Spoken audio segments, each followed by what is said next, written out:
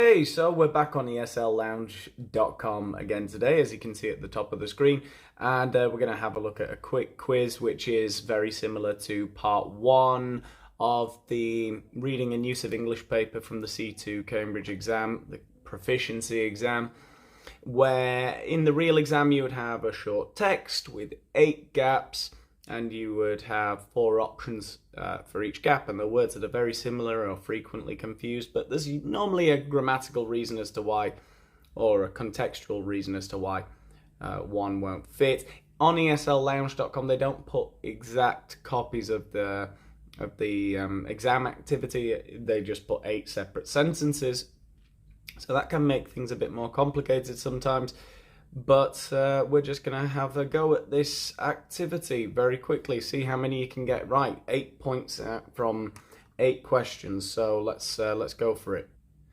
So first of all, and very importantly, if you're on esllounge.com, look at what it says here in black, in bold letters here. The correct letter is what we have to write in the gap. I always write the word and it says I've got them all wrong, but this time I'm going to get them corrected, and we'll see if I've got them all right or not. For the first time ever, part one will no longer be a mystery. Okay, so number 1.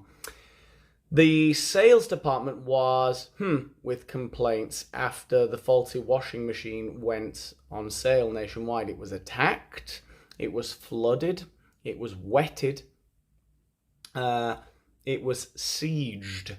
Well, this is actually quite interesting. So if something is criticised, then the word complaints, I think, would be superfluous. But we could say something is figuratively attacked, right? It was attacked in the press, or it was attacked online by people complaining about the faulty washing machine. Sieged is another way of saying attacked, I suppose. No, if something is overtaken by an invading force, I believe, on a ship or something like that, you would call it a siege. If pirates suddenly attacked your ship. So I think generally it's a very literal form of attack, a military term, probably not used that often figuratively. Probably in some contexts, but I can't really think of one right now. Flooded is an interesting one. Now, obviously flooding is to do with water, and yes, you can use it figuratively. Were they flooded with complaints? I think that's right. There's an interesting word that we have as well, is inundated, which is the one I was looking for. I was expecting to see the sales department was inundated with complaints. We don't normally talk about inundated when we're talking about water. When a river bursts its banks, we normally use the word flood, and inundate we use it in the figurative sense, which is strange. I think, yeah, wetted, I mean, yes, you can say something is made wet, but of course that doesn't really conjure up the image of being overwhelmed by something, does it really? So yeah, the correct answer here has to be B, I think. Good, so moving on, let's have a look at question 2. The police were called, and notice that we refer to the police as a collective and therefore plural. The police were called out in the early hours of the morning when there was involving a few teenagers, a disturbance, a riot, an outcry, a campaign. These are words that are often grouped together, and you'll see them in similar contexts a lot of the time.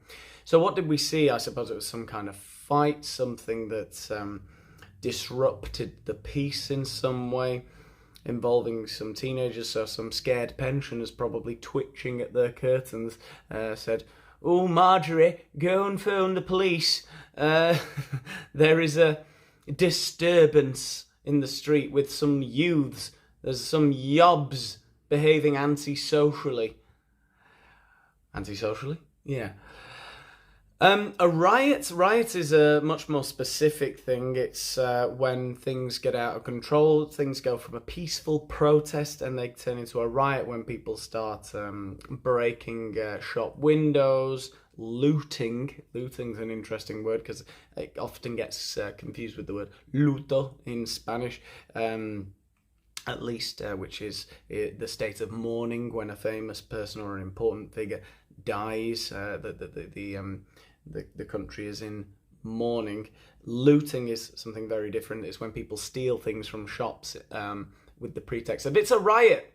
So, you know, like in America last year when everyone started robbing loads of trainers and things like that and burning down Target, but before it burnt to the ground, they got their hands filled. Santa came early that year. But yeah, riot is a violent disturbance involving a lot of people. Crowds, right? Smashing things. There was a riot involving a few teenagers. No, that couldn't be right. Outcry. An outcry is when somebody, or often a group of people, there is an outcry, a public outcry. It's kind of like an outrage almost as well. It's when everybody is indignant about something, no? So there is an outcry about the introduction of vaccine passports at the moment. Please don't demonetize my video. I don't care. I have no opinions. Whoever the owner of YouTube is. Anyway, campaign. There was a campaign involving a few teenagers. Well, unless it was a military campaign, it wouldn't be too much of a problem if they were just campaigning for something, you know, campaigning for change. So yeah, it's clearly going to be disturbance. Wonderful. Let's move on to number 3. It says, morale at the football club began to decline as the departure of the coach approached. So he was going to leave. The future departure of the coach approached. I mean, we would often use the word future as an adjective to describe something that we know now in the present was going to happen then. So his excellent results in the final year of his degree led to his future job as a surgeon at God knows what hospital. I don't know. A famous hospital. Complete that sentence. So I don't think that's right. Predictable, as the predictable departure of the coach approached. Well, I was thinking of the imminent departure or the inevitable departure. So predictable doesn't sound too bad. It was predictable. They could see it coming. Possibly. The nearby departure of the coach approached. Well, by saying that it approached, it was getting closer. So it would kind of be superfluous to say it was nearby and approached. Forthcoming. It was coming forward. It was getting nearer. It approached. Now, I wonder again if those two words kind of cancel each other out. I suppose if forthcoming isn't right, then nearby couldn't. If forthcoming could be right, we need to distinguish it from nearby. I suppose nearby we would tend to talk about two things that are physically close together. So that's also another reason why it can't be nearby. I'm between predictable and forthcoming, to be honest. I'm not sure. Now I think about it, I suppose the suggestion that it was approaching it suggests that we knew it was coming, right? So the morale at the club was going down as the time approached. So it sounds like he was going to leave. Definitely the date had been set for when this coach was going to leave. So I'm inclined, I have to say now, I think I'm inclined towards forthcoming, to say that it was coming. No, it was approaching. And as it approached, morale declined. So yes, I think I'm going to take a risk here, and I'm going to go with D. I think that might be the best option there. Well, we'll find out, I guess. Anyway, number 4, the coach has fit to move to another club after some disputes over player contracts. Right, so this is just a collocation, right? When you think that something is the correct thing to do, do you see fit? Do you look fit? Do you seem fit, or do you choose fit? So the coach has seen fit to move to another club is the correct answer. Yeah, definitely. The coach has seen fit to move to another club. Look fit, it means to look in good shape. No, seen fit is to appear in good shape, suggesting that you might not be. Chosen to move to another club, I think is the same as to say seen fit. I don't think we say choose fit. No, has seen fit, has decided that it's a correct decision, has chosen to move to another club after some disputes. Yeah, I think there's no other explanation I can give there. The answer is clearly A. Moving on, we're halfway through. So, number 5. By my husband, I applied for the job I had always dreamt of having. Begged on by my husband. Well, your husband might beg you to do something, but he can't beg you on. Again, it wouldn't collocate with the preposition on. Also, it doesn't really make sense in this context. Maybe you could say my husband begged me to apply for the job that I had always dreamt of having. Again, a bit strange. I mean, when you beg someone to do something, it's because you really want it for you, normally, no? But even so, it just can't be right grammatically here. Obliged on, again, no, you could be obliged by your husband. Obliged by my husband, I applied. So he forced me to do it. Urged on by my husband. Yeah, you certainly can say urged on, and it means, obviously, they want to give you a sense of urgency. They want to give you an impulse to do something. They urge you to do it. So we could say, urged by my husband to apply for the job I had always dreamt of having, I did it. But I did apply. But yeah, urged on, encouraged.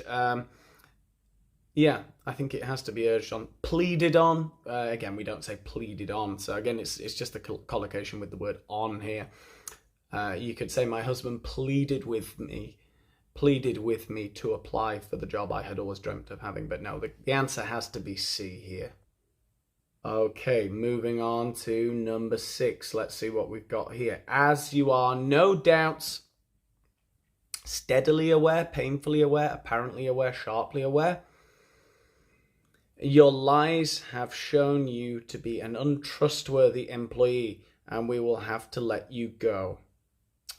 Now, so grammatically, no reason why it can't be any of these. It's just an adverb that we have to choose. So steadily suggests that something is not volatile. It's consistent. It's constant. Can you be steadily aware of something? I suppose you can steadily become aware. I mean, it's steadily describes how a process goes. Now, it doesn't go up and down and all over the place. It just gradually, steadily, at the same pace occurs. I don't think you can be steadily aware of something. Painfully aware. You're so aware of something that it causes you pain, right? And obviously something negative like this, that we've all found out that you're lying, and I'm sure you must be so aware of this. You must be so conscious of what has happened that it hurts. You can cut the tension with a knife. We're all feeling it, Yeah, you've been lying to everyone, and you're fired. You've got to go. I would say you're painfully aware. Yeah, apparently, I suppose you could say, as it must be painfully apparent, to you. It must be very apparent to you. It must be completely obvious. Sharply aware. I don't think we say sharply aware. It doesn't quite sound like the correct collocation. Maybe acutely aware. And sharp and acute do have a similar sort of meaning, no? So I suppose acutely aware, we might say. Sharply aware, I don't think so. I would say painfully aware, yeah. Just the one that, yeah, sounds best to me, really. Sharply aware, you know, I guess some people might say that because it would make sense. Just don't think it's something we say. Okay, number 7. The train finally arrived, covered in snow, after 2 further hours.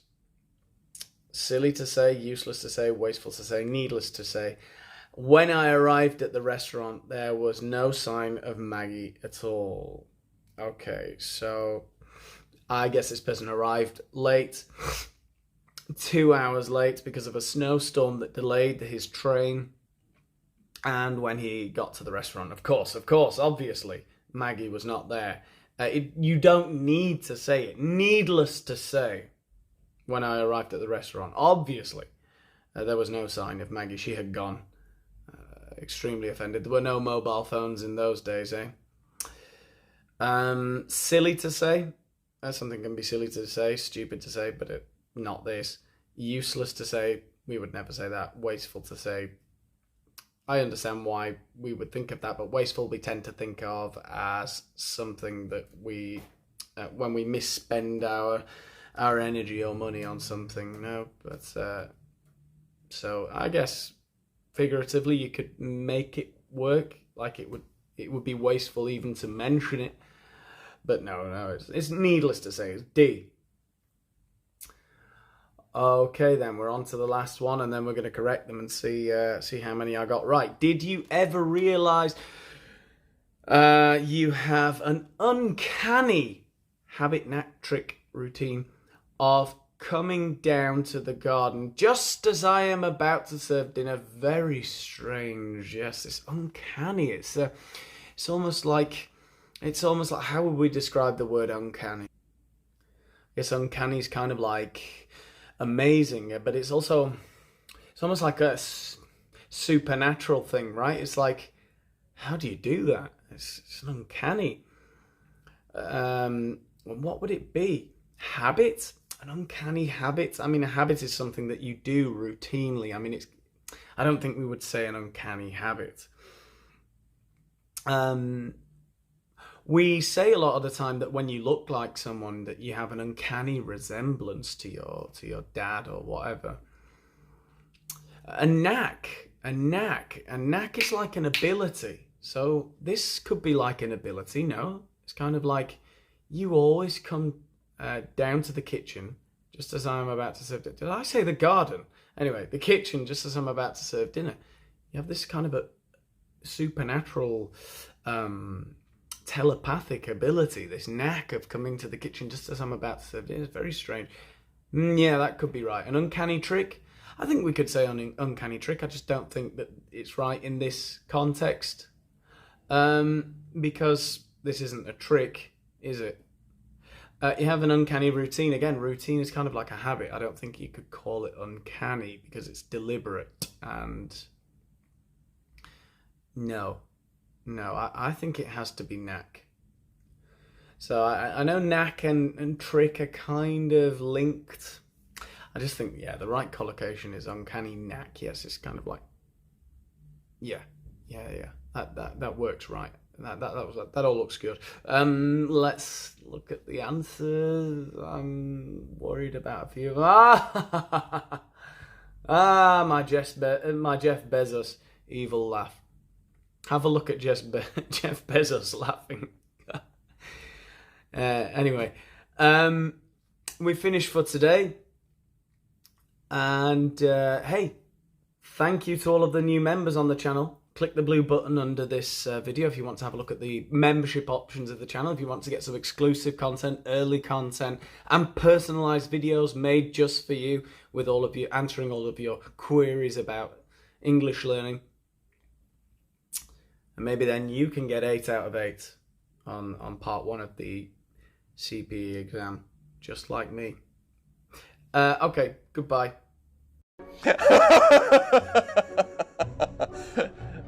Amazon.com looked tiny, by the way.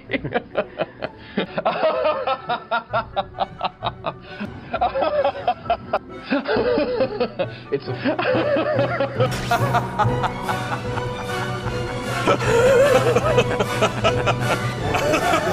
That's really good.